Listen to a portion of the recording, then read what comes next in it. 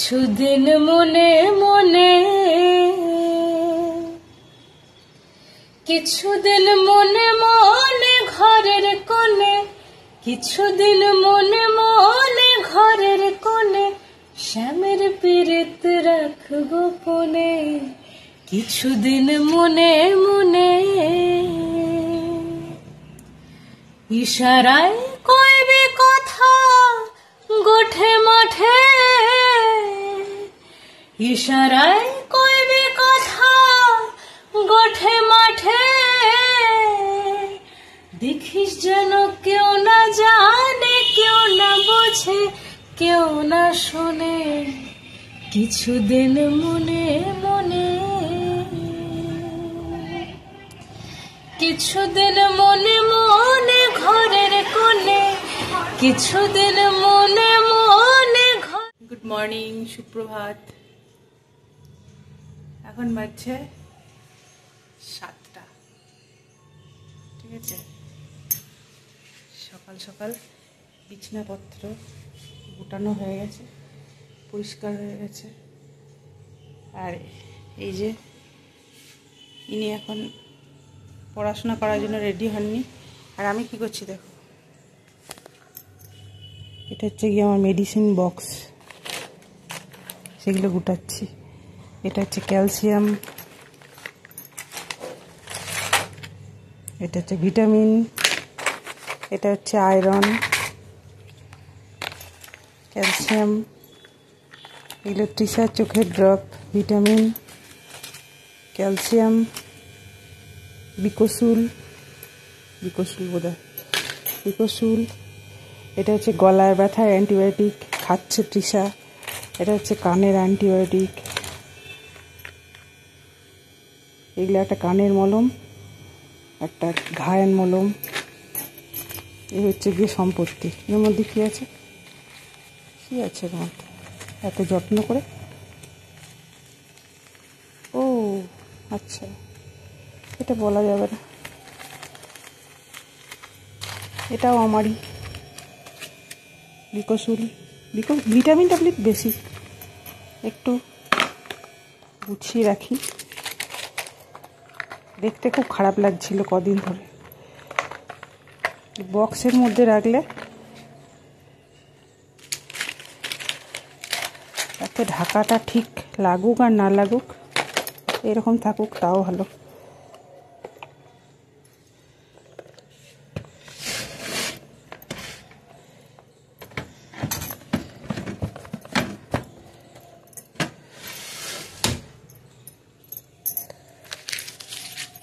এটা হচ্ছে আমাদের জল ভরে রাখার জায়গা। টেবিলে রাখা হতো, এখন বলেছি এখানটাতে রাখবে। টেবিলটা পরিষ্কার থাকবে, ফাঁকা থাকবে, এটা ভালো লাগে না। এটা ছাদে নিয়ে যেতে হবে। তারপর এটা একবার মোছা হয়ে গেছে, পরিষ্কার পরিচ্ছন্ন থাকবে, এটাই তো ভালো লাগে। আর এখানে হচ্ছে গিয়ে অফিসের ব্যাগ, এটা তৃষার জিমের ব্যাগ, এটা আমার, এটা ল্যাপটপ, এগুলো সব ব্যাগ রেগুলার ইউজ। ঝুটি বাঁধা শালিনী মিত্র, প্রথম প্রোগ্রাম ওর এটা রবীন্দ্র ভবনে। চলো ছাদে যাই, ছাদে এটাকে রোদ্দুর দিতে হবে। আর এক প্রস্ত ঝাড়ু ধরেছি আজকে, ঠিক আছে। বারবার খুব ঠিক আছে বলা আমার অভ্যাস। তো দেখো, কালকে একবার দিলাম, আবার আজকে এই অবস্থা। এখানটা একবার পরিষ্কার করে নিই, তারপরে সবজি কাটা হবে, জল খাওয়ার হবে। ঝাঁটাটা একদম গেছে আমার, কত বেলি ফুল পড়ে পড়ে মাটিতে পড়ে রয়েছে। দেখো কি অবস্থা, এই এতটা এলাকা ঝাড়ু দেওয়া, পাতায় পাতায় ভর্তি। বেলি ফুল এত ফুটছে, সমস্ত মাটিতে পড়ে থাকছে। এখনই ঝাড়ু দিয়ে জড়ো করলাম। আর এই দেখো, এইখানে কুমড়ো গাছ ছিল, সেগুলো কালকে উপড়েছি। এটা জুঁই গাছটা, মনে হচ্ছে তো বেঁচে যাবে, জানি না। কালকে যে দুপুরবেলায় কাজগুলো করেছি সেটা হচ্ছে এই যে এই এত বড় গাছ, এটাকে সামনে এই দেখো দেওয়াল করেছিল, সেখান থেকে এখানে টেনে এনেছি। এই এত ভারীটা, আর আমাদের এটা তো কোনো কাজের লাগে না এখন, বেকার বেকার টাটা স্কাই এখন এটা একেবারেই লাগে না, খোলাও হয়নি, লাগানোই আছে। তো এইসব জায়গাগুলো ড্যাম্প হয়ে যায়, এই জন্য টেনে টেনে এইখানে। আর ওখানে যে কুমড়ো গাছটা হয়েছিল সেটা তুলেছি, সেটা এই দেখো, এটা কাল দুপুর থেকে এইভাবে রাখা আছে তলায় জল দিয়ে। এটা এখনই নিচে নিয়ে যাব, এটা আজকে সবজি হবে। এই দেখো এইভাবে রেখেছি, টাটকা কুমড়ো শাকের চচ্চড়ি। ঠিক আছে, আবার ঠিক আছে। ওয়েদার এখন সকাল সকাল, এই ফুলগুলো এখন বেশ ভালোই ফুটছে আর দেখতেও বেশ ভালো লাগছে, কিন্তু একটা মুশকিল, একে যত্ন করে টানতে হবে ডাল, নাহলে এর ঘাড় মটকে যায়, খুব জলদি ঘাড় মটকে যায়। এই গাছটার কি নাম কি জানি, তোমরা কেউ জানো? চলো কাজ করা যাক। এত ভারী হয়েছে এই টবটা, এই গাছটা ধরে টানতে পারছি না। ঠিক সেম কন্ডিশন এই জায়গাগুলো দেখতে পাচ্ছ তো, এই যে এইখানটা সবসময় ভিজে, তাহলে তো নিচের ঘরটা সেই ড্যাম্পটা নেবে, শোকেস টোকেসগুলো ড্যাম্প হয়ে যাচ্ছে। যেমন এই জায়গাটা, এইখানটার নিচে হচ্ছে গিয়ে আমার রান্নাঘর, ইন্ডাকশানটা কাজ করে না মাঝে মাঝে। এই যে মেঝেটাতে যখন যদি ভিজে থাকে তাহলে ইন্ডাকশান, আমার টাচ স্ক্রিন কাজ করে না কিছুতে। বন্ধুরা সবাই কেমন আছো? অডিওতে এই ফার্স্ট এলাম, আজ সকাল থেকে কাজ করছি, অনেক কিছুই প্ল্যান, অনেক কিছু আছে। আজকে একটা নতুন চিকেনের রেসিপি করব। হ্যাঁ, তো সেই চিকেনের রেসিপিটার নাম হচ্ছে সঞ্জু বাবা চিকেন। ওরে বাবা, যাই না কেমন বাবা হবে খেতে।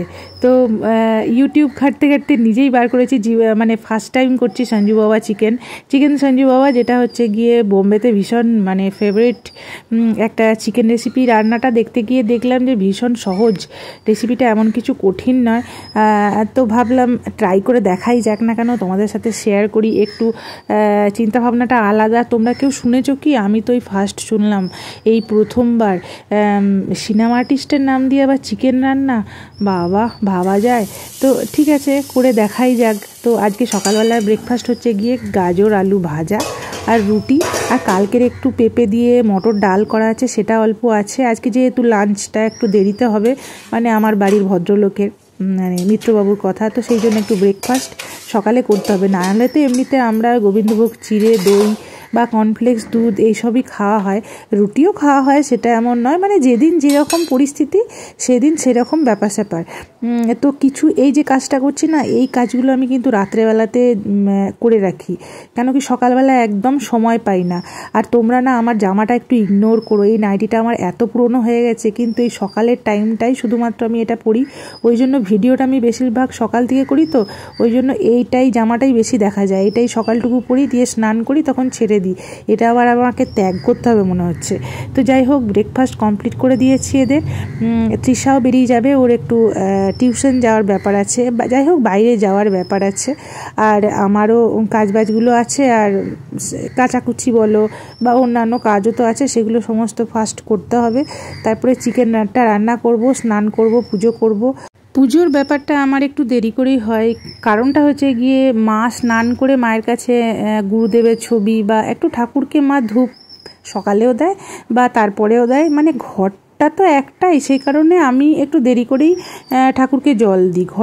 ঘরের মধ্যে এত ঠাকুরকে বারবার কত কি হবে, তো সেই হিসেবেই আমি একটু আমার নিজের কাজগুলো করে নিই। আর আমি স্নান করে, মা যখন মানে আমার মতো এজ ছিল, মানে আমার মতো এজ মানে কি বলবো, মানে যখন রান্না বান্না হেসেলে থাকতো আর কি, যে কথাটা বলতে চাইছি, তো তখন মা কী করতো, মা সকালবেলাতে স্নান করে পুজো করে তারপরে রান্না করার কাজটা করতো। আমার যখন নতুন তখন বিয়ে হয়েছে।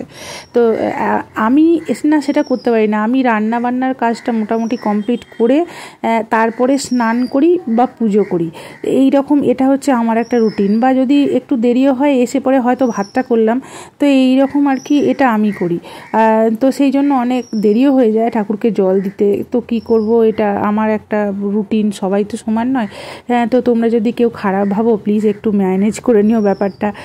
তো বন্ধু হতে হতে অনেকে কি হয়, সবাই আমরা একই ফ্যামিলির মেম্বার হয়ে যাই রেগুলার। আমি অনেকেরই ব্লগ দেখতাম, তো মনে হতো কি এমা এটা করছে কেন, এইটা ঠিক করছে না, এরকম মনে হতো। কেন মনে হতো, রেগুলার দেখতে দেখতে আমি তাদের ঘরের একজন হয়ে যেতাম। তো এইরকম হয়, জানি না, আমার ভিডিওগুলো তো অতটাও কেউ দেখো না, তো তাও আমার মনে হলো বলে আমি তোমাদের সাথে শেয়ার করলাম। তো চিকেন ছাড়াও আর একটা যেটা রেসিপি করব, তো সেটা তো দেখতেই পেলে, ছাদ থেকে কুমড়ো শাক তুলে এনেছি। তো কুমড়ো শাকের একটা নিরামিষ চচ্চড়ি করছি, এটা ভীষণ ভালো হয়। কি করেছি দেখো, কুমড়ো শাকটাকে আর আলুটাকে সিদ্ধ করে নিয়েছি, আর তেলের মধ্যে মানে জিরে শুকনো লঙ্কা ফোড়ন দিয়ে কুমড়ো আর চিচিঙ্গা এই দুটো ভাজা করেছি, দিয়ে এবারে শাকটা দিয়ে কাঁচা লঙ্কা একটু সর্ষের তেল দিয়ে নামিয়ে দেবো, দারুণ লাগে। তো চলো এবারে মেন চিকেন সঞ্জু বাবাতে ফিরে আসি। তো চিকেন সঞ্জু বাবা দেখো কি কি মানে লাগবে জোগাড় জানত। এই যে দই, ওদিকে আমন্ড আছে, তারপরে আছে তোমার পেঁয়াজ কুচানো, আদা, তারপরে চিকেন তো 700 চিকেন আছে। আর যেটা খাড়া মশলা মানে শুকনো মশলা যেটা দেবো সেটা হচ্ছে শুকনো লঙ্কা, জিরে আর এলাচ আর তেজপাতা, এটা তেলের মধ্যে দেবো। তো চলো রেডি করে নিই সমস্ত কিছু। তো কড়াইতে প্রথমে আমি সর্ষের তেল দিলাম আর তার সাথে দিলাম অল্প ঘি। তো এটা যখন গরম হয়ে যাবে তার মধ্যে শুকনো যেগুলো ফোড়ন আমি যেটা রেডি করেছিলাম, তো ফোড়নের মধ্যে এই লঙ্কা, জিরে, এলাচ, তেজপাতা এগুলো দিলাম। সেটা থেকে যখন একটু গন্ধ বেরোতে শুরু করবে তখন পেঁয়াজটা অ্যাড করব। তো পেঁয়াজটা একটু লাল লাল করে ভাজতে হবে। পেঁয়াজটা যখন লাল লাল করে ভাজা হয়ে যাবে একটু ঢাকা দিয়ে দিয়েই ভাজতে হবে। এই সময় লবণ অ্যাড করতেও পারো, নাও করতে পারো। তো এটা যখন একটু লাল লাল মতো ভাজা হবে তারপরে গ্রেট করা যে লম্বা লম্বা কুচানো করে আদাটা সেটা দেবো। তারপরে আবার ঢাকা দিয়ে ভাজতে হবে। আমি কিন্তু এখনও লবণ অ্যাড করিনি, তো সেই কারণে একটু অন্যরকম দেখতে লাগবে। পুরো রান্নাটায় কিন্তু হলুদ ইউজ হবে না, ব্যবহার হবে না হলুদ। তো যখন পেঁয়াজটা একটু নরম হয়ে যাবে, পেঁয়াজটা বা আদাটা, তখন চিকেনগুলো আমি একে একে অ্যাড করব। আমি টোটাল রান্নাটার ক্ষেত্রে আমার দুটো জিনিস আমার ব্যবহার করা হয়নি, সেটা হচ্ছে স্যাফরন আর স্প্রিং অনিয়ন, যেটা হচ্ছে পেঁয়াজকলি, তো সেটা আমার ছিল না, আর স্যাফরন আমার কাছে ছিল না, তো এই দুটো আমার ব্যবহার করা হয়নি। তো এই কষানো হয়ে যাওয়ার পর আমি এর মধ্যে অ্যাড করছি এরপরে টক দই, যেটা আমি ফাটিয়ে রেখেছিলাম, আর বাড়িতে বানানো এই দইটা। আর এটার সঙ্গে অ্যাড করব আমন্ড বাটাটা, এই দুটো আমি বেটে রেখেছিলাম। এই দুটো অ্যাড করে আমি আর একটু খানিকক্ষণ কষা দেবো, তারপরে আমি লবণটা অ্যাড করব। কেন কি বলো তো, লবণ দিলেই তো চিকেন থেকে জল বেরিয়ে যায় না, সেই কারণে লবণটা একটু লাস্টে দেওয়াটাই ভালো যে কোনো রান্নার ক্ষেত্রে। তো এই যে একটু যখন কষা কষা মতো হয়েছে তাতেই দেখো দইটা যেহেতু দিয়েছি তাতেই জল বেরিয়ে গেছে। তো এরপরে লবণ আর ধনে গুঁড়ো আর red chilli powder, Kashmiri red chilli powder আমি ব্যবহার করে থাকি, আমি লাল লঙ্কা গুঁড়ো ইউজ করি না। তো এটা ঢাকা দিয়ে যখন খানিকটা কষা কষা হবে তারপরে একটা টমেটো কুচি করে আর লঙ্কা, তো এই দুটো কুচি করে আবার দিয়ে দিলাম এবং আবারও চিকেনটা আমি চাপা ঢাকা দিয়ে দেবো। এবং এই রান্নাটাতে আমি কোনো জল ইউজ করব না, দই থেকে যা জল বেরোবে, চিকেন থেকে যা জল বেরোবে সেইটাতেই চিকেনটা রান্না হয়ে যাবে। তো এই নাও আমার চিকেন সঞ্জু বাবা রেডি। জানি না কেমন খেতে হবে, তবে আমি এডিটটা তো তোমাদের সবার শেষে করছি। তো খুব সুন্দর হয়েছিল এবং লুচি পরোটার সঙ্গে তো দারুণ যাবে। লাচ্চা পরোটার সঙ্গে এই চিকেনটা খুবই সুন্দর লাগবে। আর যেহেতু মিত্রবাবুকে ওই জন্য সকালে একটু রুটি রেখে দিয়েছিলাম, ও রুটি ভাত দুটো দিয়েই ট্রাই করেছে। আর ওর ব্যাপারটা কি বলো তো, ও চুপচাপ কোনো খাবারের আনন্দ নেয়। আমরা যেমন খেয়ে পরে সঙ্গে সঙ্গে রিয়্যাক্ট করি, ও কিন্তু করে না, ও চুপচাপ খায় এবং খেতে ভালোবাসে।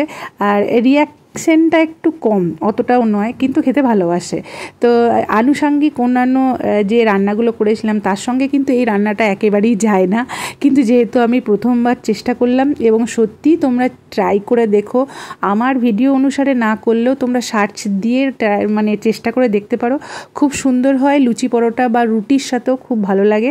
থ্যাংক ইউ সঞ্জু বাবা আমাদের এইরকম একটা সুন্দর রান্না উপহার দেওয়ার জন্য। ভিডিওটা ভালো লাগলে লাইক করতে ভুলো না কিন্তু। আবার আসছি।